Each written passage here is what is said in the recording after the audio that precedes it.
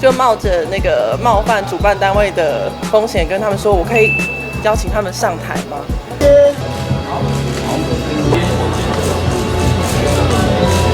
来中间上面，来中间的上面哦。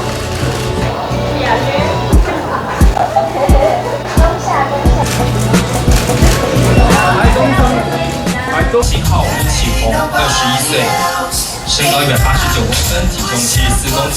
16岁，身高172公分，体重57公斤。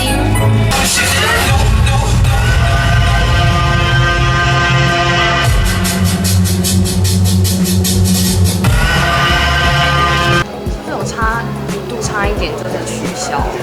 对，因为那个沙滩的部分，因为雨太大了，然后变得很泥泞，然后我觉得也会担心来参加人的生命安全，或者是他可能心爱的瑜伽垫要铺在那样子的泥泞里面，我觉得不是很恰当。那也就冒着那个冒犯主办单位的风险，跟他们说，我可以邀请他们上台吗？那因为这个是以往都不太可能会发生的事情，那所以就大家跟着我一起在舞台上，因为有很多人取消了不来，那我觉得来的人数也是刚好可以一起上台的。对于现在参赛者的年龄都越来越小，13、14岁，对这个趋势有什么看法？我觉得这个越来越花样这件事也是很棒的，因为在我们过去同样的年龄层的时候，并没有这么开明的文化，让年轻人去追求他们想要追求的事情。所以现在的父母的这一代，对于小孩子他们想要追求的事情，都相当的支持。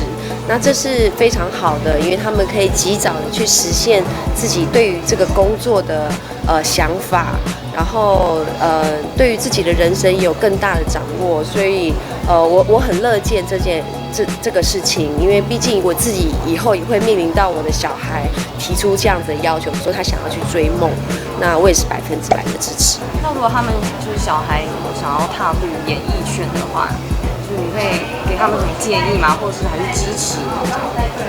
现在的公司、经纪公司或者是这一类培养明星艺能的公司其实很多。那选择一个正规，然后在各方面能够给艺人、明星很大的帮助的公司，是为第一要件。在他未来在这条路上会帮助他很多。所以选择一个好的经纪公司是第一要件。